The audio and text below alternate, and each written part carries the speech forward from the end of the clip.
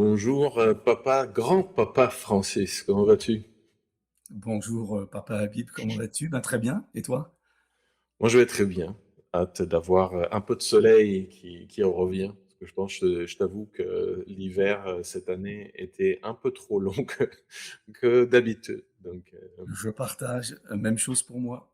est-ce que tu es prêt, papa Francis, à nous partager un peu, une partie de ta vie en tant que papa et peut-être éventuellement en tant que grand? On aura, l'occasion de découvrir, qui tu es avec ces 2 casquettes-là. Mais, avant, est-ce que, ça te dit de me parler un peu de ta famille, de toi, histoire de savoir avec qui je vais papoter aujourd'hui? Ben oui, avec plaisir, non seulement je suis prêt, mais j'ai l'envie de le faire, donc c'est un bon moment, je pense, qu'on va partager. Bah, écoute, moi, si je me résume très simplement, si on parle un peu de paternité, voire de grand-paternité, donc moi j'ai 2 filles, qui sont de grandes filles maintenant, de 32 et 30 ans, donc elles sont déjà loin dans leur parcours, mais je reste le papa de ces 2 belles filles. Et puis, bah, j'ai la chance depuis 2 ans d'être grand-papa. Ma deuxième fille a donné naissance à une petite Maëlle, donc j'ai un double rôle aujourd'hui d'être un papa heureux, puis un grand-papa super heureux. Donc voilà, je partage des bons moments, puis j'ai hâte qu'on échange sur le sujet avec toi. Est-ce que dans ton rôle de papa ou grand-papa, si tu compares les 2, est-ce que tu as une préférence de rôle? Ça, c'est une bonne question. Ça, c'est une très bonne question. Comme on va m'entendre, puisque c'est public, je vais me prononcer. Non, non, c'est vraiment en fait, c'est 2 rôles tellement différents. Puis on va prendre le temps peut-être de le partager. Je pense que, puis le papa, on va y revenir parce que c'est le cœur de ce qu'on va dire, mais je vais peut-être axer tout de suite sur le grand-papa.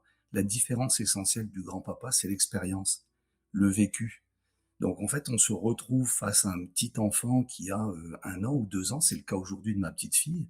Puis finalement, moi, j'ai beaucoup de recul par rapport à mon rôle parce que je l'ai déjà vécu.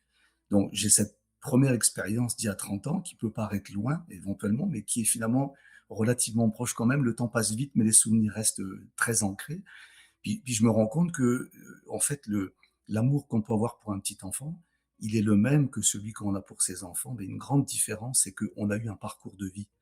Donc je pense qu'on est plus en mesure d'apprécier ce que l'on vit dans la relation avec un petit enfant, qu'avec ses propres enfants ou quand on est plus jeune, je pense qu'on a peut-être une forme de pression de réussir comme papa.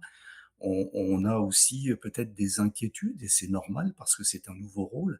Alors que le grand-papa, lui, il a du vécu, il a un long vécu et puis il a une capacité peut-être à mieux gérer la relation avec l'enfant, puis je pense aussi ses propres émotions. Moi, je crois Ouais. que l'élément fondamental, c'est effectivement le fait qu'avec le recul, avec les années, je pense que moi, personnellement, en tout cas, je maîtrise beaucoup mieux mes émotions fortes, parce qu'on a que des enfants, des petits-enfants de fortes émotions. Puis c'est cette capacité à prendre du recul qui fait que la relation avec un petit enfant est extraordinaire. Dis-moi, papa Francis, tu es papa de plus de 30 ans maintenant. Mmh. Est-ce que tu te rappelles ce qui a changé dans ta vie quand tu es devenu papa? Comme si c'était aujourd'hui. En fait, moi, en fait, j'ai toujours voulu être papa, donc c'est pas arrivé par surprise. J'avais la volonté, j'ai toujours aimé les enfants depuis que je suis tout petit, donc être papa pour moi, c'était naturel. Je me suis jamais posé la question.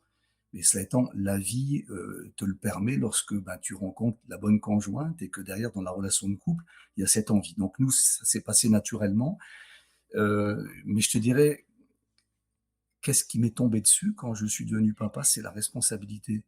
C'est-à-dire que oui, d'abord le bonheur, ça c'est clair, un bonheur immense, mais après derrière toute cette responsabilité que tu fais que ce bébé-là, tu vas devoir le faire grandir, l'amener à une certaine maturité, puis, le rôle de papa, il est fondamental, comme le rôle de la maman d'ailleurs, mais, on a un petit peu peut-être c'est culturel, j'ai oublié de le dire au début, moi je suis français d'origine, ça s'entend j'imagine, mais le côté un petit peu, paternel de la famille, le côté, j'allais dire presque patriarcal qui fait qu'à un moment donné, on se donne peut-être une responsabilité trop importante qui, dans les faits, ne l'est pas tant que ça. Donc moi, c'est peut-être un peu ça que j'ai vécu, je pense. Donc plutôt l'idée de la responsabilité, puis de cette nécessité de dire: «Il faut que je joue mon rôle correctement et que je le joue bien». Mais avant tout, c'était le bonheur. Est-ce que tu te rappelles du jour de la naissance de tes enfants? Comme si c'était aujourd'hui. Oui, oui, oui, oui, oui, vraiment, c'est très clair dans mon esprit. C'est tout, l'arrivée à la maternité, la salle de travail, le bébé qui arrive, les premiers jours. Oui, oui, c'est inscrit, même si à 30 ans, tout ça est encore très, très clair dans mon esprit. Je m'en souviens très, très bien. Ouais. Moi, je me souviens que Charlotte, mon épouse, pour les 2, c'était 24 heures de travail. C'était long. Tu arrives et t'attends, tandis qu'un autre, toi, qui te raconte, on arrive et hop, ça passe très vite. Est-ce que c'était votre cas aussi? Tu as attendu 24 heures aussi ou ça Ah, s'est bien bon, passé pour nous, on a eu un cas particulier. Bon, c'est la vie qui est comme ça. En fait, notre premier enfant, on l'a perdu. ah, Donc voilà, en périnatalité. Non, mais je veux dire, la vie est comme ça, il faut l'accepter. Donc du coup, les 2 suivants, ont été provoqués parce qu'on avait des risques importants, en fait, à la naissance. Mais ça a été relativement long. Je te dirais que ça a pas duré 24 heures, mais entre on appelle ça provoquer un accouchement, ça a duré une douzaine d'heures à peu près. Puis je te dirais que moi, le souvenir que j'en ai, c'est plus qu'on avait une inquiétude par rapport à ce qui nous est arrivé pour le premier enfant, qui fait que je suis pas sûr d'avoir passé des bons moments à attendre. Et peut-être que en contrepartie, je dirais, le bonheur après l'accouchement était peut-être décuplé par le fait qu'on avait ces inquiétudes-là. Mais je dirais que oui, c'est un 12 heures malgré tout, où on a un partage formidable avec la maman. Puis je trouve que c'est des moments à vivre, en tout cas pour les papas, parce que parfois les gens se posent la question, dois-je être présent ou pas? Je sais que celle se mmh, pose cette mmh. question-là.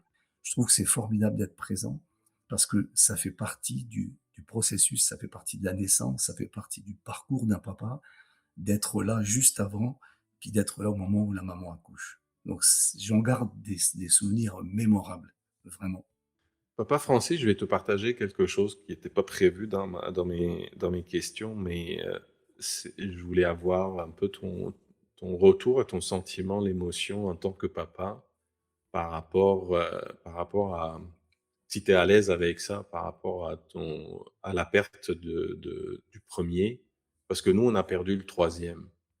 Et c'était dans la façon de passer ce deuil-là en disant: «Beh, écoutez, vous avez déjà 2. Tandis que toi, c'est l'inverse, en disant: «Ah, qu'est-ce qui s'est passé?» Comment c'était pour toi? Juste par curiosité personnelle, parce Mmh. que j'ai vécu Mmh mh. ce moment-là, mais avec des échanges différents peut-être. Bah, écoute, au-delà de la curiosité, je pense que c'est important de partager ce genre de moment-là, puis j'apprécie de pouvoir le faire, puis d'avoir une tribune pour le faire. Nous, le sentiment après le sentiment d'injustice que tout le monde a, que ce soit le premier, le deuxième ou peu importe, il y a d'abord un sentiment d'injustice. Pourquoi nous? Qu'est-ce qui s'est passé? Qu'est-ce qu'on aurait pu faire? Puis ça, c'est tout à fait normal, puis il faut l'accepter. Moi, ce que je crois, on a eu la chance d'être entourés, donc ça, c'était, formidable parce que, je pense que tous les couples qui vivent ça, vivent aussi une énorme solitude. Une Mmh, solitude qui est liée au fait, puis tu as dû le vivre aussi toi, Habib, c'est que finalement, c'est des choses dont on a du mal à parler, mais c'est surtout des choses dont nos amis ou nos familles ont du mal à nous parler parce que ce sont des moments terribles et puis parfois les mots manquent pour pouvoir l'exprimer. Donc nous, bien qu'on était entourés, on a parfois ressenti ces grands moments de solitude. Puis je ne savais pas moi à l'époque, il y a 30 ans, mais il existe tout un tas d'organismes qui effectivement travaillent sur le deuil périnatal ou le deuil d'un enfant et qui sont des gens spécialisés ou des personnes comme toi et moi qui l'ont connu. Puis je trouve que ces ressources-là sont importantes à partager parce que ça fait partie du parcours. Moi, j'ai entendu dire des années après, parce que je me suis beaucoup documenté, qu'il y a à peu près 2 couples sur 3 qui divorcent après avoir perdu un enfant et quelle qu'en soit la raison. C'est énorme. Puis c'est énorme, c'est parce que, après ça devient difficile à partager dans un couple. Il y a la notion de: «Est-ce que c'est moi? Est-ce que c'est toi?» Puis c'est une fausse approche finalement. Il n'y a pas de responsabilité là-dedans, c'est juste la nature qui a parfois fait ça, la malchance peut-être.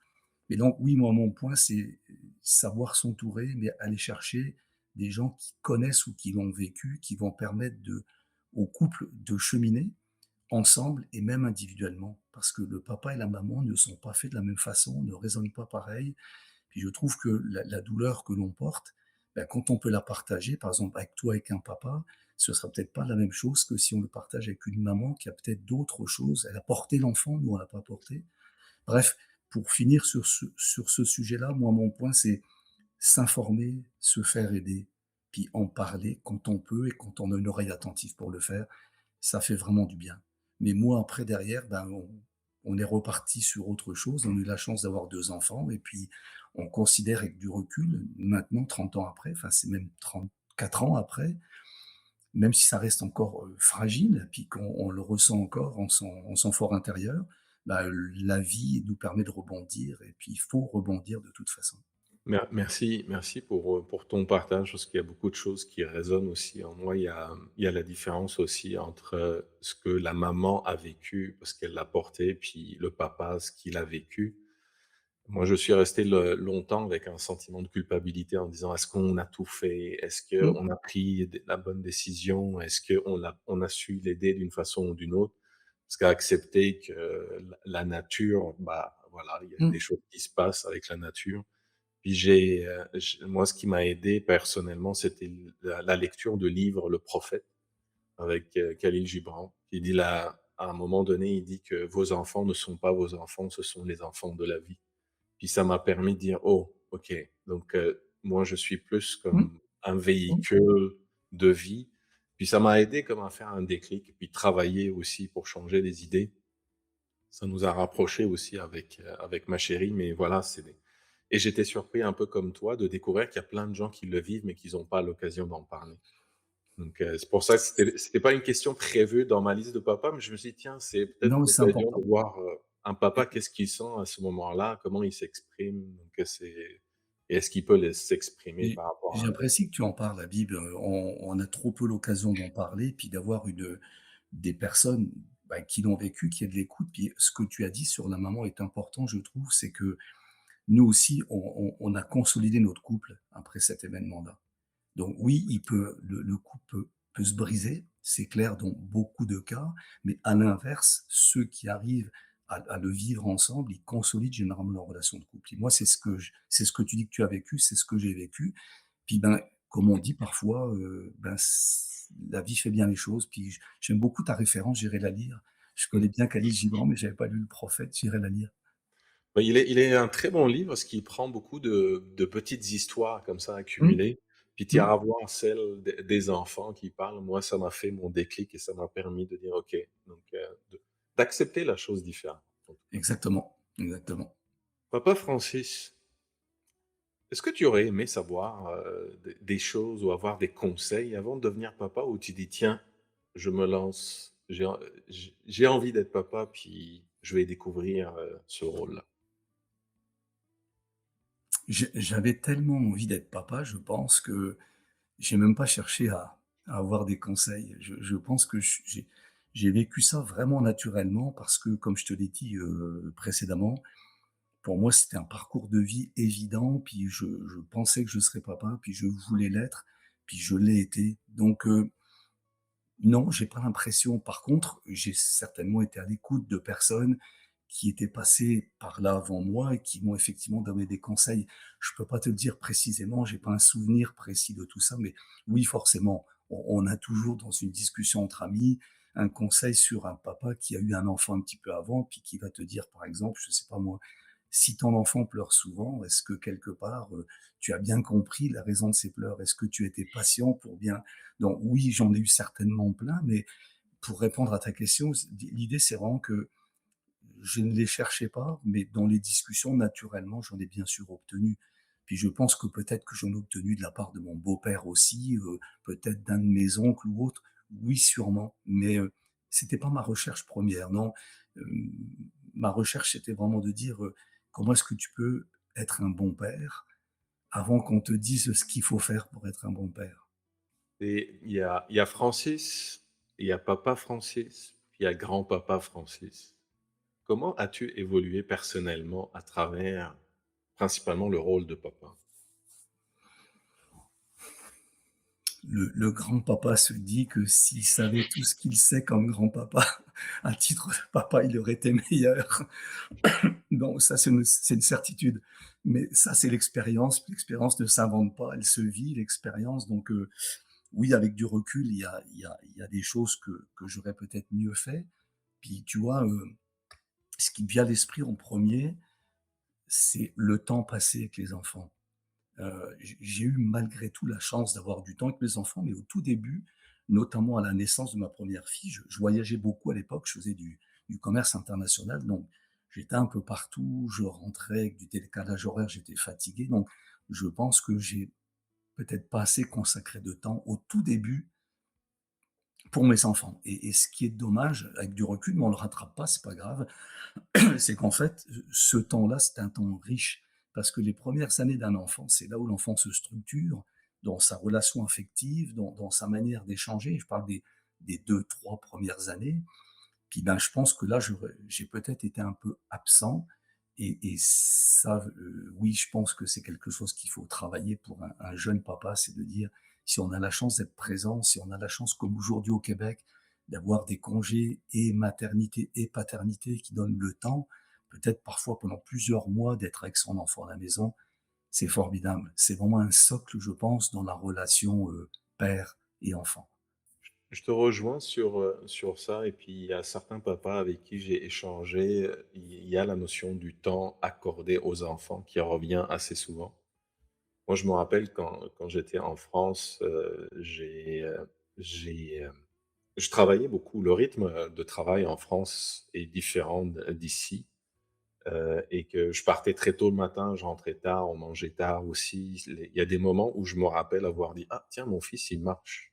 Tiens, mon fils, il parle». Mm, mm. Et entre 2, je me dis: «Mince, qu'est-ce qui s'est passé entre 2. Et c'est resté en moi et le fait d'être venu au Québec avec faire la même chose, mais à un rythme différent, ça m'a permis de passer plus de temps avec mes enfants. D'où le rôle de papa que je trouve important pour moi. J'ai des papas taxi: «Ah papa, est-ce que tu peux venir?» «Bah oui, hop, j'arrive» et puis on organise. En fait, j'ai l'impression que mon activité professionnelle est organisée à travers ce que j'organise avec ma famille d'abord, Ouais, mes enfants et c'est devenu ma priorité numéro 1. Donc je te rejoins sur ça. Puis il y a 2 jours, je parlais avec Charlotte en disant: «Mais toi, tu te rappelles de beaucoup de choses dans en fait, dans la vie des jeunes?» Elle me dit: «Bah oui, parce que j'ai pris la décision d'être aussi ouais, avec». ouais. Elle a fait une pause, puis pour être aussi avec eux. Puis d'un côté, ça m'a fait comme: «Mince, il y a des petits moments comme ça que moi j'ai pas eu». Mais ce que je trouve réconciliant, c'est je le vis à travers ce que mon épouse a fait. Donc elle me transmettait tous ces moments-là. Donc j'étais pas complètement déconnecté, je l'ai pas peut-être vécu, moi directement, mais il y a beaucoup de moments qu'elle m'a transmis avec ça. Donc ça me réconcilie un peu avec ce moment-là. Ben, je vais te faire un bon parallèle avec ce que tu as dit. Mon épouse s'est arrêtée 3 ans aussi. Mmh. Donc on était encore en France à l'époque, mais pendant 3 ans, donc elle est restée à la maison et donc elle a pu faire cet accompagnement qui est fondamental pour les enfants. Puis oui, tu as raison, je pense qu'elle m'a aussi partagé beaucoup de choses que je n'ai peut-être pas vues. Moi, en fait, tu sais, ce dont je me rends compte, c'est, et je m'en souviens très, très bien, c'est une anecdote que je peux te partager. Je rentre d'un déplacement, je ne sais pas où, j'étais parti, je pense, pendant une semaine et donc ma fille aînée, j'en avais qu'une à l'époque, Noémie avait 1 an et demi. Puis quand j'ouvre la porte, le premier réflexe que j'ai, c'est de la prendre dans mes bras et de l'embrasser. Et là, ma fille me fait, elle tourne la tête. Et là, je me suis dit: «Waouh! Comment un enfant d'1 an et demi peut déjà comprendre que son papa a pas été là pendant une semaine et que parfois il s'en va relativement loin, puis qu'elle le voit pas et que du coup son réflexe c'est de dire: "Je te le reproche"». Et comme elle ne parlait pas 1 an et demi, le geste, de tourner la tête, c'était un geste de dire: «Je te reproche quelque chose». Et ça m'a marqué, ça m'a vraiment frappé. Puis je me souviens avoir dit à ma femme un petit peu après, c'est que c'est bien beau tous ces voyages, mais quelque part j'ai aussi l'impression de découvrir des choses ailleurs, puis de ne pas découvrir ce qui se passe chez moi. Donc ça m'a vraiment perturbé. Et pour revenir aussi au point que tu as évoqué, le changement de vie, donc quand nous on émigre au Québec, mes enfants avaient 4 et 6 ans, donc elles étaient encore très jeunes. Puis j'ai eu la chance en fait, plus tard d'être, ben, comme je suis aujourd'hui, indépendant et de travailler depuis la maison. Et donc pendant des années, entre je dirais, leurs 5 ans et leurs 12 ans à peu près, ou 14 ans, la préadolescence, ben, on était à la maison, on mangeait avec eux, 3 repas par jour, et là, je trouve que j'ai un petit peu rattrapé le retard que j'avais pris pour les premières années. Puis je le dis avec le sourire parce que ça a été des moments absolument exceptionnels où je pense avoir été proche de mes enfants, ou en tout cas, et aussi de mon épouse, bien sûr, parce que c'est une vie de famille. Puis ça, je conseille à tout le monde d'avoir au moins un moment dans sa vie, ces périodes là où on est vraiment, on côtoie ses enfants, on peut les accompagner, on les voit partir à l'école. Enfin, c'est vraiment quelque chose d'extrêmement important pour la suite, et aujourd'hui, je me rends encore plus compte maintenant qu'elles ont, grandi. On crée des souvenirs de ces moments-là, c'est fou. C'est quelque chose que moi, j'ai pas pu vivre avec mes parents parce que j'ai pris mon sac à dos à l'âge de 20 ans. J'ai quitté mon pays pour la France et ces moments-là de famille proche, on n'a pas pu les vivre, mais en tout cas, je le vois avec mes enfants Mmh. aujourd'hui. J'ai envie que quand ils vont partir de la maison, dire: «Ah, on va revenir chez les parents, est-ce qu'on passe de bons moments, on va bien manger». Que la cuisine aujourd'hui avec les jeunes, c'est quelque chose. Donc Oui, la c'est bien, cuisine c'est une bonne idée. quel est le plus grand défi que tu as rencontré en tant que papa sur ton parcours? J'ai envie de dire, savoir être à l'écoute. Parce qu'en fait, la vie fait que, comme tu l'as dit tout à l'heure, on peut avoir, un travail, une certaine intensité dans le monde professionnel. La vie nous amène à faire plein de choses. C'est, je veux dire, la profusion de loisirs, que ce soit pour les parents et les enfants, fait qu'à un moment donné, ben, on oublie qu'il y a des pauses à prendre. Moi, j'ai entendu quelque chose il y a pas très longtemps que j'ai trouvé extraordinaire, c'est de dire: «C'est bon de s'ennuyer, c'est bon aussi que les enfants s'ennuient». Et en fait, les enfants ne s'ennuient plus parce qu'on a toujours l'impression qu'il faut faire quelque chose, et ça, c'est vraiment, je sais pas si c'est un conseil que je donnerais, c'est plutôt un constat que j'ai fait, c'est que oui, les moments où on s'ennuie sont des moments formidables. Et quand je reviens à l'idée de savoir écouter, c'est moi mon plus gros défi, effectivement, c'était ça, c'est de dire: «Est-ce que j'ai assez d'écoute? Est-ce que je comprends bien mes enfants? Est-ce que», tu sais, on appelle ça des signaux faibles. Parfois, il y a un signal faible qu'un enfant émet, puis qu'on n'a pas vu. On l'a pas vu, c'est juste parce qu'on n'a pas été attentif, parce que, l'enfant l'a répété peut-être 2 fois, puis qu'on l'a toujours pas entendu, puis qu'après, bah, l'enfant abandonne. Mais finalement, c'est le parent qui a tort, c'est pas l'enfant, c'est que j'aurais peut-être dû l'écouter, j'aurais peut-être dû le voir. Donc oui, je trouve que, le savoir écouter, puis peut-être aussi quelque chose que j'aimerais partager. Tu parlais de manger précédemment, Habib. Bon, je connais un petit peu ta culture libanaise, puis on mange très bien au Liban, tu le sais bien. Mais en fait, le meilleur moment, je pense, pour échanger avec des enfants, c'est le moment des repas. Parce que, quand on mange, on est plus détendu, ça se passe plus dans le cerveau, mais ça se passe dans l'estomac, donc le plaisir, il est un petit peu descendu, et du coup, on libère le cerveau, puis on libère les discussions.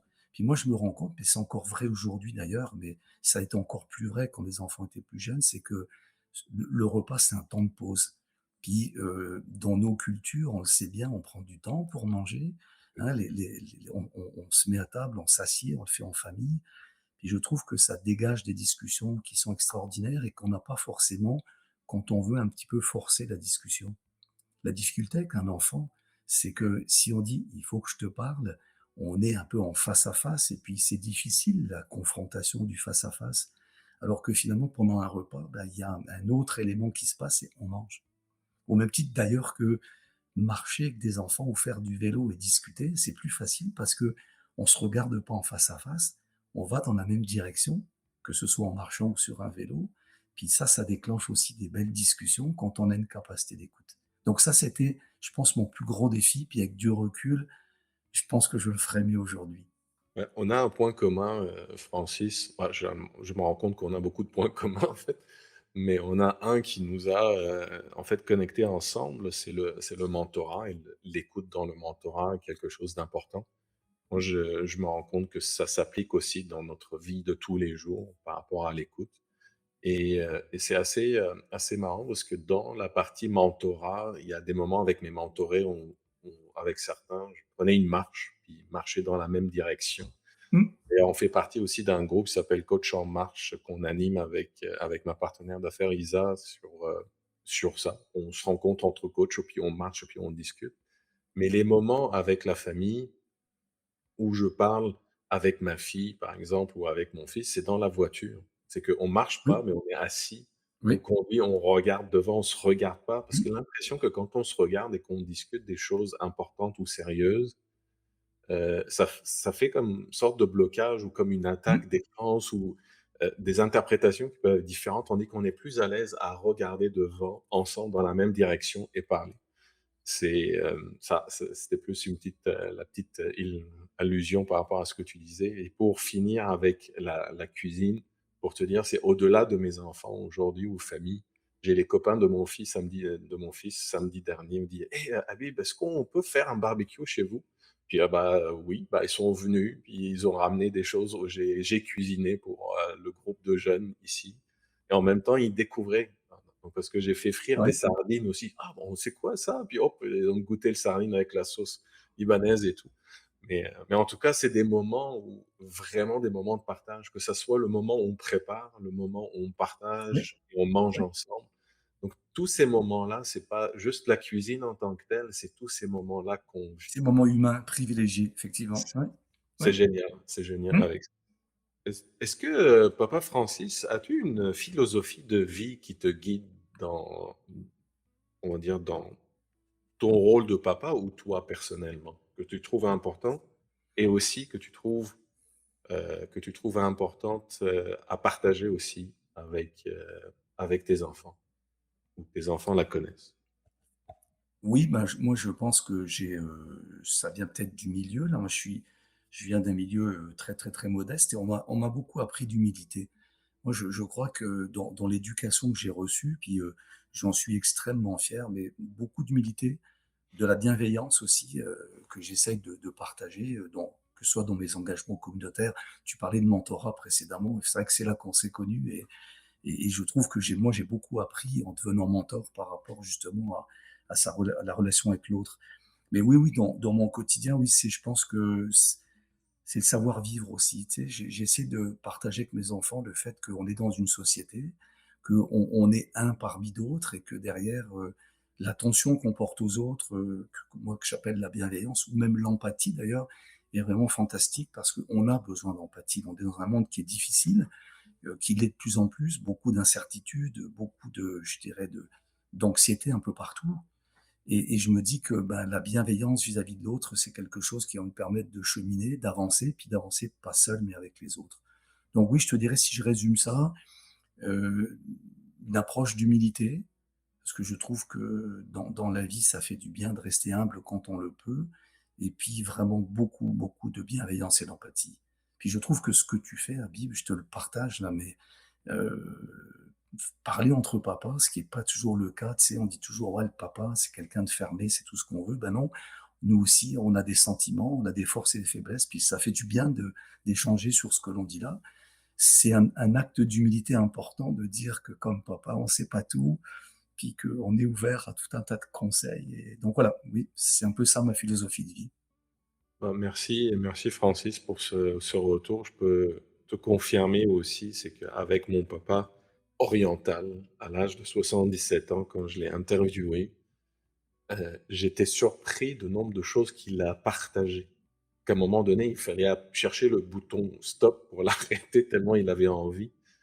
Puis j'en parlais récemment avec une cousine, elle me dit: «Estime-toi heureux parce que toi, tu es peut-être dans la famille le seul à savoir des choses sur ton père, que moi j'ai du mal et il y en a plein de cousins, cousines qui sont incapables d'aller chercher deux trois choses».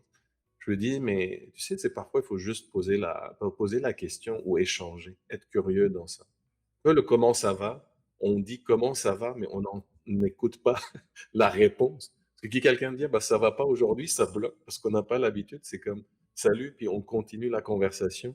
Pour ça, les questions, on pose la question, mais prends le temps d'écouter la réponse. Mmh. Mmh. J'ai écouté mon papa et j'en ai appris des histoires. Je sais pas, un jour je te raconterai parce qu'il y a des secrets de famille aussi. Avec plaisir. Papa Francis, je pense que tous les papas ont des moments de doute qu'ils peuvent aussi vivre. Est-ce que toi, tu as eu un moment de doute par rapport à ton rôle de papa? On en a toujours. J'essaie de voir s'il y a pas effectivement un moment de la vie où je me suis dit: «Ouah, qu'est-ce que tu dois faire? C'est quoi ton rôle?» Je pense que j'ai un exemple, mais qui est très culturel aussi, mais je vais le partager. En fait, quand mes filles j'ai eu la chance que mes filles aillent à l'université et puis, bon, on a fait tout ce qu'il fallait pour, mais c'est surtout leur mérite à elles. Mais quand elles sont arrivées à l'université, l'une comme l'autre, puis je pense que c'est le propre de beaucoup d'enfants, ne savaient pas vraiment, dans quelle voie s'orienter. Puis je dirais que moi, ça m'est arrivé quand j'étais plus jeune, donc c'est là qu'on a besoin des parents effectivement pour bien se faire conseiller, mais c'est toujours difficile aussi, on va reprendre le rôle du papa, d'avoir de bons conseils si ses propres enfants ne savent pas vraiment ce qu'elles ont envie de faire. Donc j'ai beaucoup cherché, je me suis cherché par rapport à ça, on a fait des échanges, mais elles ont choisi une première direction. Et puis là je m'en rappelle comme c'était aujourd'hui, même ça fait une dizaine d'années, à un moment donné, une de mes filles m'appelle, elle était partie à Montréal, moi j'habite à Québec, j'ai oublié de le dire, elle est à Montréal toute seule dans son petit appartement, puis elle me dit, «Papa, ça fait 2 ans que je me suis lancée dans tel cursus, ça ne me plaît pas, j'ai plus envie». Et je sentais dans son propos qu'elle était vraiment, vraiment perturbée. Pas perturbée de ne pas avoir trouvé sa voie, mais perturbée de me le dire, à moi ou à sa maman, peu importe. Puis, c'est drôle, mais le papa, il a ressenti là comme une forme d'urgence, je ne sais pas pourquoi et je lui ai dit: «Écoute, demain soir, je serai à Montréal». Puis j'ai bien fait parce que je pense que ces incertitudes qu'elle avait, elle les portait depuis un certain temps. Elle avait pas osé me le dire pour une raison très simple, c'est que dans la culture française, quand tu pars dans une voie, tu vas au bout de ta voie, puis, avoir un échec et repartir sur autre chose est difficilement acceptable. C'est idiot, mais c'est comme ça et moi, j'avais été fait comme ça, structuré comme ça. Puis à un moment donné, dans la discussion, je me suis rendu compte que, ben oui, mais enfin, ça avait pas de sens de la faire pousser 2 ans de plus dans son cursus, si elle savait qu'au bout de 4 ans, elle ne ferait pas ce pourquoi elle s'était formée. Donc on a eu une longue discussion, ça a duré plusieurs semaines pour essayer de trouver une voie. Puis finalement, elle l'a trouvée par la suite, mais moi j'ai vécu des moments difficiles dans ma tête en disant: «Je dois l'aider», mais j'étais parfois un peu démuni par rapport à l'idée de où est-ce qu'on peut l'orienter. Puis crois-moi ou pas, Habib, c'est que 3, 4 mois après, c'est sa sœur qui me dit la même chose. Qui nous appelle, elle est à Québec, étudiante à Québec, elle rentre à la maison puis elle dit: «J'ai fait mon stage», elle faisait enseignement primaire à l'université. «C'est mon deuxième stage à l'école, je suis pas fait pour être, professeur des écoles». OK, et là, tu as fait 2 ans, il te reste exactement le même schéma. Mais là, l'avantage, c'est que j'avais 6 mois de parcours et là, on a accepté, mon épouse et moi, plus facilement qu'il y ait un changement de voie. Il y a eu changement de voie, elle est repartie dans un autre domaine et puis, ben, ça fait maintenant 7 ans qu'elle travaille dans ce nouveau domaine et toutes les 2 ont finalement trouvé leur voie. Mais donc le doute, si je reviens à ta question, le doute dans ma tête, c'était de dire: «Il faut que j'accepte qu'il y ait un échec, ce qui n'était pas déjà facile pour moi par rapport à mon éducation. Il faut que j'accepte de bien les accompagner pour faire une bonne réflexion, puis il faut que j'accepte leur choix final. Donc oui, de gros doutes à ce moment-là. J'en ai plus aujourd'hui, mais je t'assure, Habib, qu'à ce moment-là, on avait des grandes discussions avec mon épouse, tous les deux, pour se dire, mais qu'est-ce qu'on doit faire? Est-ce qu'on doit changer notre cerveau pour s'assurer que les décisions ou les conseils qu'on va leur donner seront les bons et pas ceux que nous, on avait reçus peut-être par défaut quand on était nous-mêmes étudiants. J'essaye de faire attention, à ça avec mes enfants, surtout aussi avec ma fille, mais j'ai comme un sentiment qu'elle va réagir comme les tiennes bien, donc je pense que je te passerai un coup de fil pour dire comment gérer ça, parce qu'on a le côté culturel aussi Mmh. en commun par rapport à ça, puis comment on voit cet aspect. Et d'ailleurs, la question que je vais passer tout de suite, c'était comment tu réagis face à l'échec ou aux déceptions de tes enfants? Tu as déjà répondu, sans que je te pose la question. Je te Ben, Habib, quand même, je vais pousser un peu l'idée, c'est que c'est vrai qu'il faut prendre sur soi. C'est en fait la difficulté, on se projette sur l'enfant. Donc en fait, un échec supposé, c'est un échec que nous on perçoit, mais c'est pas forcément un échec pour l'enfant. C'est ça que je trouve, difficile dans le rôle de parent, c'est la capacité à se dire: «OK, elle veut faire autre chose, c'est sa volonté, puis elle y a sûrement bien réfléchi, elle est mature, mais toi, il faut que tu le comprennes et que tu l'acceptes». Puis c'est beau, on est beaucoup dans la perception, puis dans l'idée qu'on se projette trop dans la tête de l'enfant, mais à un moment donné, non, on n'est que des parents, donc voilà, il faut passer à autre chose, puis à un moment donné, il faut être bienveillant là encore pour, s'assurer qu'on va pas, au contraire, la freiner dans une envie de changement. Mais c'est pas facile, la résistance au changement. On est tous pareils. Pourtant, malgré des expériences qu'on peut avoir de changement de pays, des choses des gros changements qu'on a eu dans notre vie, Mmh, et on dirait que certaines choses, comme tu l'as dit, c'est que notre enfance est une partie de nous aussi. On mmh. se projette. C'est pour ça que quand je te disais tout à l'heure à Khalil Gibran, moi, ça m'a donné un autre type de déclic. Ça m'aidait à peut-être maturer un peu ma relation avec les enfants et puis, Mmh. être, j'espère être un bon papa. C'est une question que je pose souvent à ma chérie. Je suis: «Est-ce que je suis un bon papa?» Et là, ma question pour toi, papa Francis, est-ce que tu penses être un bon papa? Ah, tout à l'heure, on parlait d'humidité, donc moi je vais rester humble. J'avoue que je l'espère. Je l'espère. Maintenant, c'est à mes filles qu'il faudrait poser la question, je pense, qui pourraient y répondre. Je te dirais que, on en parle relativement souvent. Moi, c'est aussi des questions que ça, c'est important de le dire, moi, de temps en temps, je l'évoque ouvertement avec mes filles en leur disant: «Et papa, il est comment?» Puis souvent la réponse que j'ai en bon québécois: «Papa, il est flyé». C'est vrai que je suis un peu flyé dans tout ce que je fais, mais peu importe et voire original, me dirait-elle. Et après, on s'accepte comme on est. Je sais pas si je suis un bon papa, mais j'ai gardé une relation et j'ai une relation avec mes filles qui est très, très forte. On se voit très souvent. Maintenant, j'ai la chance qu'elles soient à 5 minutes de chez moi, toutes les 2 à Québec. Donc on a un peu, recréé une cellule familiale de proximité parce que tu le sais comme moi, c'est que quand on est immigrant, les familles sont ailleurs. Donc le cercle nucléaire, là, le très proche, il est très limité. Et donc, moi, j'ai la chance qu'on ait reproduit ça depuis à peu près 1 an et demi maintenant, à Québec et j'en profite beaucoup. Donc oui, on se voit souvent. Donc si on se voit souvent, j'imagine, c'est parce que les relations sont bonnes. Je vais juste interpréter, mais je leur poserai la question, tiens, ce soir, si je les vois ou demain, je vais leur reposer la question. Papa Habib m'a demandé si j'étais un bon papa, qu'en pensez-vous? Bah, c'est le jeu et papa que j'ai créé. J'ai beaucoup de personnes qui me disent: «J'ai envie de poser des questions, mais j'ai trouvé maintenant l'excuse pour le faire». Ouais. Mmh, En disant: mmh. «Tiens, c'est pas moi, c'est Oui, le jeu qui» donc oui, là, tu l'as fait naturellement en disant: «Papa Habib m'a demandé de» faut c'est un très bon point. c'est un très bon point.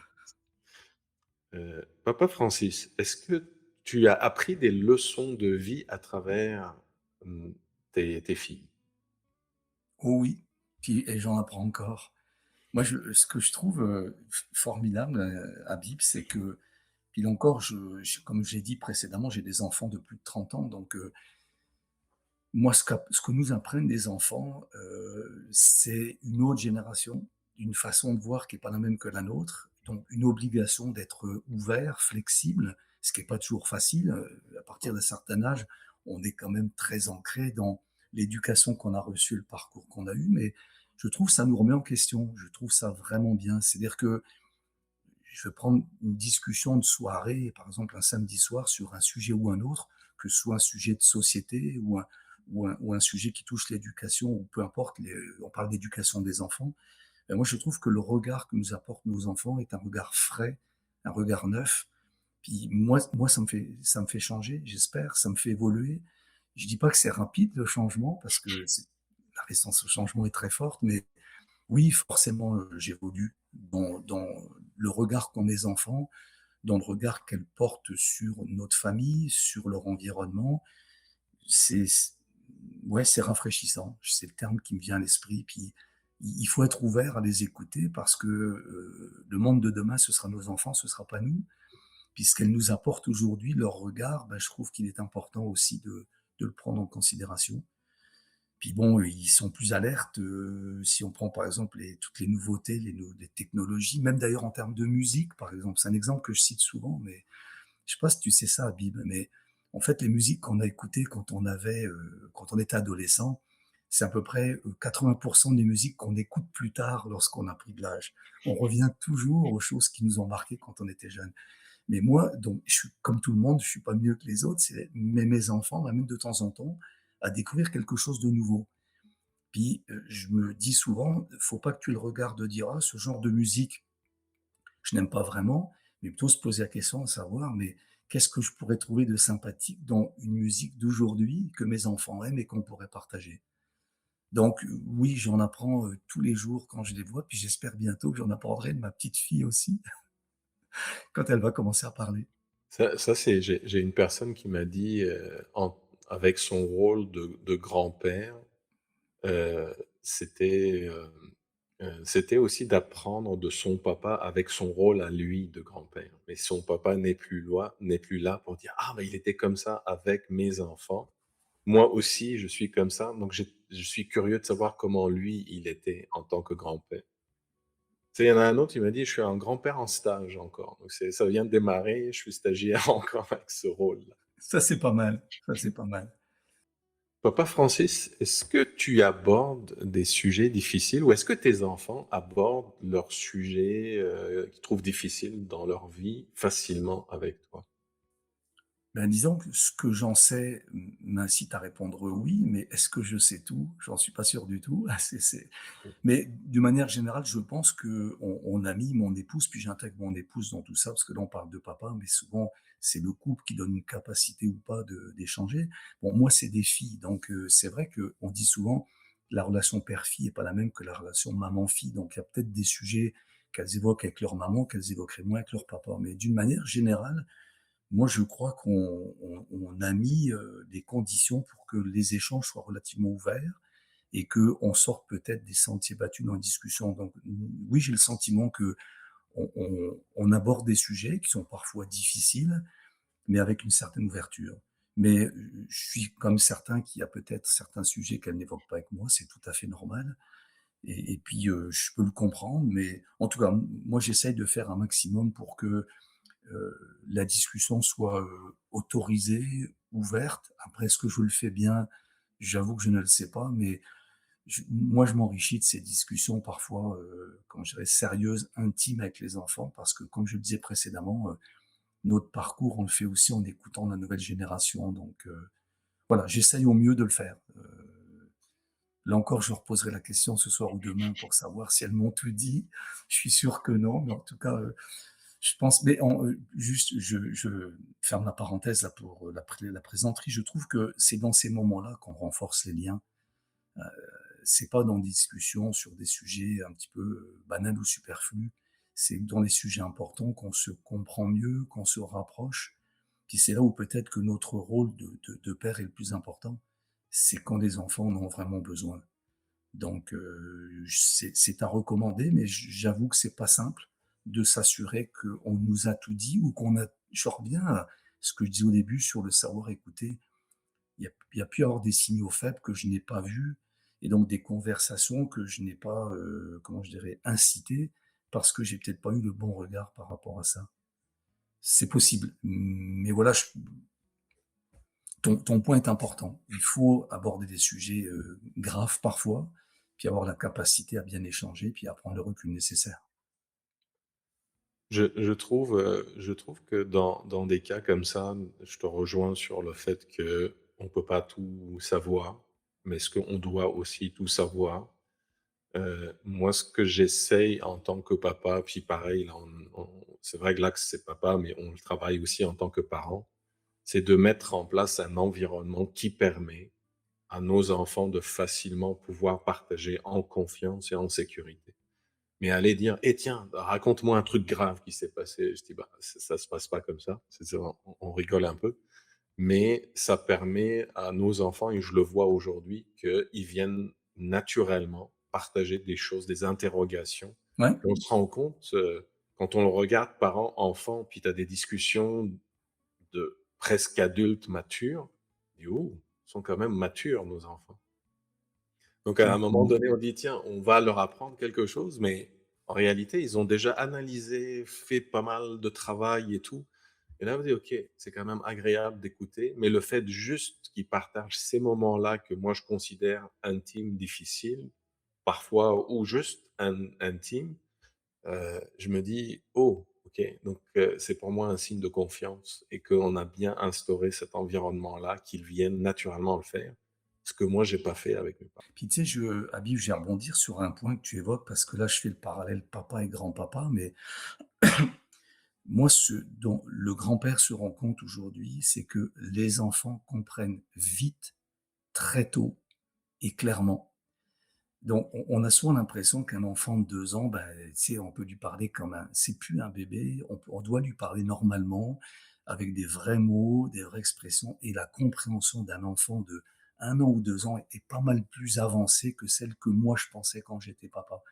Et ça, je trouve que c'est peut-être ça qui va changer dans les générations aussi, c'est que si on prend conscience de ça, si on prend conscience qu'un enfant de 2 ans est capable de comprendre des choses bien plus précisément que ce qu'on le pense, ben forcément, comme tu le dis, l'échange est plus ouvert. Puis quand l'enfant va grandir, on va avoir mis en place les conditions nécessaires pour avoir un bon échange. La maturité des enfants, je le vois moi aujourd'hui, est pas mal plus élevée que ce que je pensais quand j'étais un jeune papa. Et tu sais ça ce que tu viens de dire là, c'était mon papa, une fois, il m'a fait une remarque quand il est venu en France. Il a vu mes enfants, ils étaient très jeunes, bon, on parle de 4, 5, 6 ans. Et là, il me dit: «Mais tes enfants sont tellement intelligents». Je dis: «Mais c'est pas, est-ce que c'est vraiment de l'intelligence?» Et puis là, ça m'a fait un déclic. Je veux dire, en tant Mmh, que papa, je veux dire: «Mes enfants sont intelligents et matures». Mais c'est juste le fait de comment communiquer. Parce que je ouais. dis au Liban, tu communiques Mmh mh. avec les enfants: «Ah, tu es un enfant, reste dans ton coin, ne te Mmh mélange mh. pas avec les adultes». Même en leur Mmh. parlant, on leur dit: «Areu, arou, ba areu». Tandis Mmh. que moi, je parlais normalement avec mes enfants. Donc ça, c'est Mmh. la façon de dire: «Capte», ça, c'est comme ça qu'on parle et ils captent beaucoup plus vite. Juste ça peut faire une grande différence de mettre Une en énorme place différence. un Mmh. environnement où tu peux absorber des connaissances, Ouais, tandis qu'on te ouais. regarde, un enfant, reste dans ton coin, joue avec ta Mmh. poupée ou joue avec ton bâton, puis discute pas des choses sérieuses. Donc c'est le petit truc que quand tu as dit ça, ça m'a rappelé mon papa qui m'avait fait cette remarque-là, qui m'a poussé à réfléchir un peu. Je dis: «OK, beh, il y a l'intelligence, mais il y a l'éducation change beaucoup aussi et joue un rôle dans leur évolution». Et moi, ça, je l'ai appris, tu vois, de ma fille qui m'a offert ce bébé, et ça, c'est des choses que moi, je ne savais pas, il y a 30 ans et donc là, avec du recul, je me dis, bah, on a beaucoup d'informations aujourd'hui. C'est un peu moi, quand j'ai été papa, il y a pas d'internet, hein, on va se le Ouais. dire. On avait juste quelques livres dans quelques librairies. Tu as connu ça aussi, Habib. Mais ce que je veux dire par là, c'est que, toute cette connaissance que nous apportent les enfants et ça revient à la question que tu as posée, c'est qu'on doit s'en enrichir et puis moi, ça m'enrichit aussi dans la manière où j'échange avec ma petite fille parce que j'ai une meilleure connaissance de l'évolution des enfants, puis de la façon dont on doit interagir avec des petits-enfants que je n'avais pas, il y a une trentaine d'années. Papa Francis, comment tu as vécu le moment où tu as senti que tes filles sont devenues indépendantes de toi?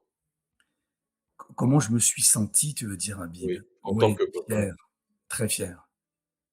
C'est vraiment en fait, elles sont parties comme relativement tôt de la maison, pour prendre un petit peu leur liberté, puis elles avaient tout à fait raison. Mais j'ai senti une vraie fierté. Tu sais, quand l'oiseau est parti de son nid, je me suis dit, «Le papa, il a fait ce qu'il fallait». Puis là encore, j'intègre la maman, hein, dans mon échange évidemment, mais une grande fierté. Ouais, je pense que moi, dans ma tête, je m'étais donné des étapes dans la vie par rapport à mes enfants. Puis, c'est peut-être bête ce que je vais dire, mais souvent les étapes, c'est de dire, ben, passer une adolescence, c'est pas facile l'adolescence, pour personne, ni pour toi, ni pour moi, ni pour nos enfants. L'étape d'après, c'est de se dire l'éducation, puis je parle pas de l'éducation au sens de l'université, je parle d'éducation au sens des valeurs que j'ai partagées. Puis ça, je crois que ces valeurs-là, je pense qu'elles les ont. Puis ça, j'en ai vraiment une grande fierté. C'est ce qu'on discutait au tout début. Comment tu te sens dans la vie? Ben, je pense que mes enfants me ressemblent. Elles ressemblent à leur maman. Puis ça, c'est le meilleur socle que je pouvais leur donner. Puis après, derrière, ben, pour ceux qui ont la chance de faire des études, c'est de dire, ben, tu as un métier dans les mains. D'ailleurs, on peut avoir un métier sans faire d'études non plus, je fais très attention à ça, mais tu as quelque chose dans les mains, puis surtout, tu as envie d'exercer ce métier-là. Moi, là, quand je suis arrivé là, et puis je pense que c'était le cas il y a quelques années, j'ai pas d'autre mot que de la fierté, le sentiment du devoir accompli. Voilà, le papa qui a fait cet accompagnement pendant plus de 20 ans, puis qui à un moment se dit: «J'aurais peut-être pu mieux faire, j'aurais pu moins bien faire, mais là où je suis rendu, je trouve qu'il y a un accomplissement». Voilà. Papa Francis, tu vis au Québec depuis plusieurs années maintenant. Quelle importance tu accordes à la transmission de culture, voire de traditions familiales? Alors, moi j'en ai 2, puis je sais que tu en as 3 toi dans ta famille. Non mais je le dis parce que je trouve que c'est une richesse absolument extraordinaire et qu'il ne faut pas perdre. Puis j'en parle souvent parce que quand on dit: «Il ne faut pas perdre», c'est qu'on ne peut pas transiger d'une culture par rapport à une autre. En fait, la richesse qu'on a, c'est d'avoir 2 ou 3 cultures, puis de faire un bon brassage de tout ça, puis d'être une bonne personne.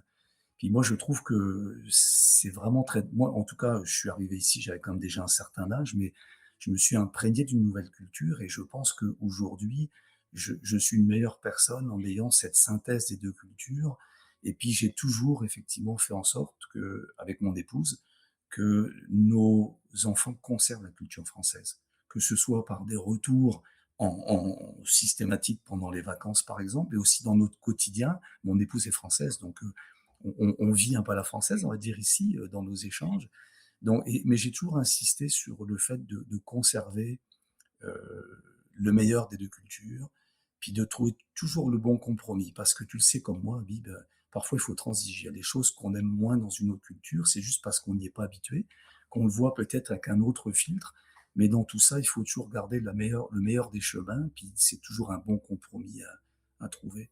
Donc oui, une force, 2 la maintenir, puis peut-être je voulais te dire une chose parce que je sais que tu parles une autre langue de naissance. Heu, Ça, c'est souvent le défi, en fait, dans une famille où il y a 2 cultures, où il peut y avoir 2 langues maternelles des parents. Je leur dis souvent aux parents: «Si vous avez la chance de pouvoir partager votre langue maternelle, à vos enfants, qui n'est pas forcément celle que vous avez à l'école, il faut essayer de le faire. C'est pas facile, mais c'est un atout pour les enfants qui est extraordinaire». Alors moi, c'est pas mon cas, on était 2 francophones, mais j'ai dans ma famille pas mal de cas comme ça, où il y a des familles, multiculturelles ou biculturelles. C'est un défi, mais c'est une richesse pour les enfants, vraiment. Je te rejoins sur le défi parce que moi, j'ai pas réussi à parler libanais avec mes enfants. Mmh. Parce que dans ma tête, c'était exclure mon Mmh. épouse de ça. Puis je lui ai dit: Mmh. «Ben, parler libanais avec mes enfants pour qu'ils apprennent une deuxième langue, ça va mettre mon épouse de côté». Mmh. J'avais ce défi-là Ah, dans c'est ma tête. compliqué, ouais. Ouais. Ce qui est marrant aujourd'hui, c'est que mes enfants connaissent deux trois mots en libanais. Ma femme, elle comprend et parle un peu plus que libanais. Je dis: «La personne que je pensais exclure, c'est celle Ah qui ouais. connaît plus». Du partage, il y a même avec sa collègue libanaise ou même en famille quand elle sort des phrases, je dis: «Tu sais ça toi?» Ouais, donc ça m'a surpris. Donc il y a des moments où elle comprend aussi de quoi on parle, Mmh. mais elle exprime pas, c'est pas elle parle libanais couramment, mais elle comprend quand même beaucoup. Donc là, mon défi que je croyais un défi, a indirectement intégré aussi mon épouse à travers ça, qui Il connaît plus s'est de mots que transformé, en fait, ouais. quelle qualité tu admires le plus chez tes enfants? Mmh. Elles vont m'écouter, donc faut que je réfléchisse bien à ce que je vais dire. L'esprit de famille, vraiment l'esprit de famille. C'est la plus grande des qualités. On est vraiment très proches les uns des autres, puis je parle pas simplement de la famille nucléaire, je parle aussi de la famille un petit peu élargie. Ça, c'est quelque chose qu'on a beaucoup cultivé, ma femme et moi, surtout depuis qu'on est partis, parce qu'il faut garder des liens et familiaux et avec les amis. Et donc, oui, c'est effectivement l'esprit de famille. Puis, je me souviens même que quand mes enfants étaient plus jeunes et qu'on retournait en France voir nos amis, on a toujours aussi cultivé l'idée de conserver les liens entre les amis, donc les miens et ceux de mon épouse, mais aussi entre les enfants entre eux. Et donc, même avec la distance, mes enfants ont conservé des liens avec les enfants de mes amis. Enfin, pas tous, évidemment, mais les meilleurs amis. Et ça, c'est absolument extraordinaire parce que les liens familiaux, ça te suit toute la vie, hein. La famille, c'est celle d'avant, c'est celle du pendant, puis c'est celle d'après. Et puis je trouve que bah, dans tous les moments, quand ça va bien comme quand ça va mal, le premier ancrage que tu as, c'est la famille. Donc oui, définitivement l'esprit de famille qu'elles ont toutes les deux et qu'elles vont, je l'espère, transmettre à ma petite fille. ou à mes petits-enfants. J'espère qu'il y en a d'autres à venir, mais ouais, c'est un atout formidable, vraiment. Quel conseil de papa, papa Francis, donnerait aux futurs papas ou ceux qui viennent de le devenir? Écoute, moi, ce qui me vient à l'esprit, c'est être naturel. Tu sais, j'ai l'impression qu'on se force pas à être papa, on l'est de manière naturelle. Puis après, ben, je pense qu'il faut laisser aller ses émotions, sa capacité à comprendre, sa capacité à écouter.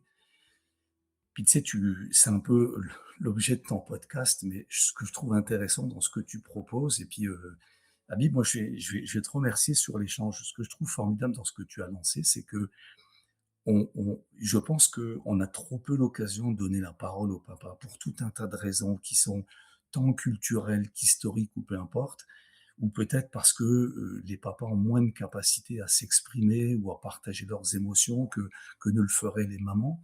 Et je trouve que c'est un bon moment d'échange et puis oui, c'est ça le conseil que je donnerais, c'est vraiment, on a tout ce qu'il faut pour réussir, on a une compréhension, puis si à un moment donné, ben, on se pose des questions, il y a plein de gens dans notre environnement qui peuvent nous répondre, soit parce qu'ils sont passés par là avant nous, soit parce que ils sont d'une autre génération, pourquoi pas. Moi, je suis très pour le multigénérationnel dans la manière de prendre les choses. Donc oui, écouter, partager, ne pas avoir peur de ses faiblesses non plus, parce que poser une question, c'est pas vous une faiblesse, c'est simplement se renforcer par rapport à une capacité à mieux faire. Donc, puis peut-être faire tomber un peu ce côté du papa qui est fort. Et puis, non, non, les papas sont comme tout le monde, ils ont des forces, ils ont des faiblesses. Puis de temps en temps, que de les avouer, que ben, ça fait du bien, parce qu'il y en a d'autres qui vont pouvoir te donner de bons conseils. Papa Francis, quel est le meilleur conseil que tu as reçu de ton propre papa?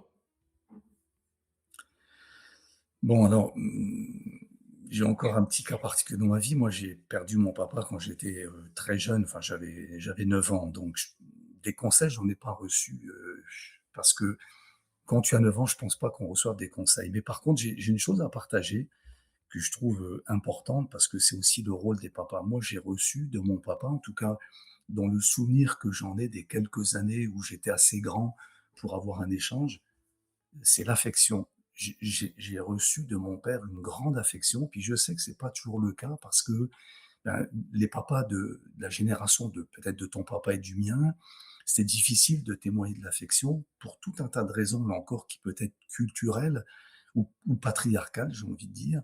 Moi, j'ai reçu une grande affection, j'ai reçu beaucoup d'amour et donc, même si, ben, mon père est parti très tôt et ça a été le chemin a été difficile, je dois l'avouer, parce que il manque toujours un peu cette figure paternelle un peu dans la vie, mais cette affection-là, moi, elle m'a enrichi, puis je pense, elle m'a donné la capacité de la partager moi-même. Surtout que j'ai eu des filles, donc la relation papa tu m'as pas dit Habib, mais tu as un garçon et une fille?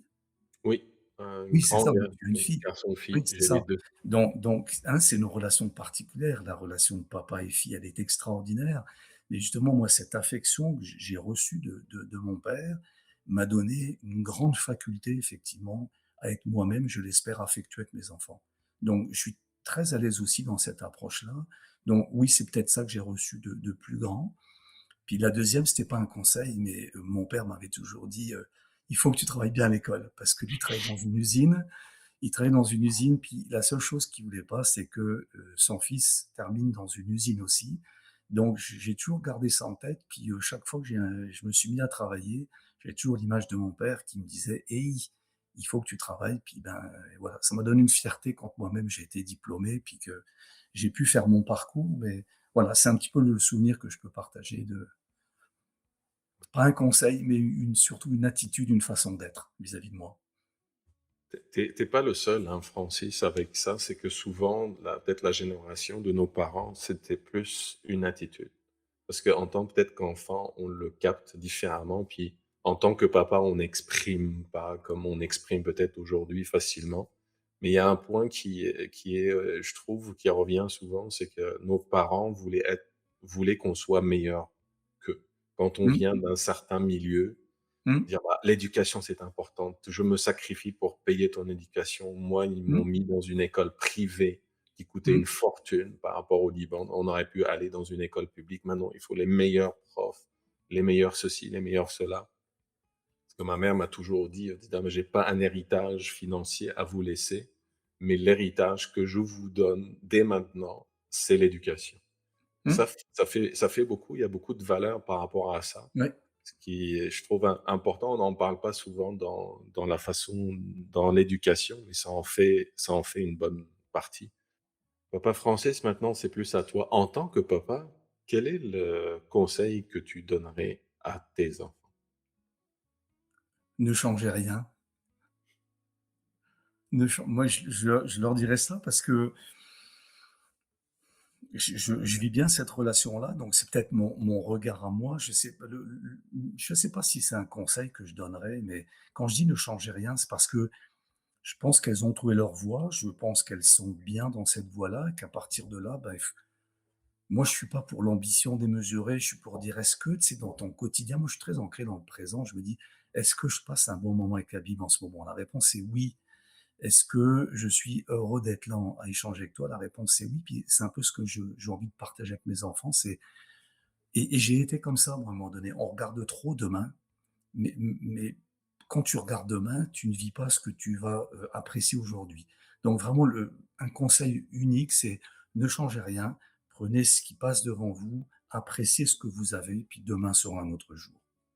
J'avais Exactement. un conseil de papa parmi les 101 conseils que j'ai écrits, pour mon fils. C'était: «Quand tu réalises que tout a une fin, mais vraiment tout, c'est là où tu vas profiter de Oui, chaque instant que tu vis». exactement. C'est Ça peut être des moments difficiles, ça va avoir une fin. C'est des moments Mm. magiques à manger ensemble, bah, la pizza va finir aussi, donc tout a Et une là, tu fin. n'auras plus faim. Tu auras plus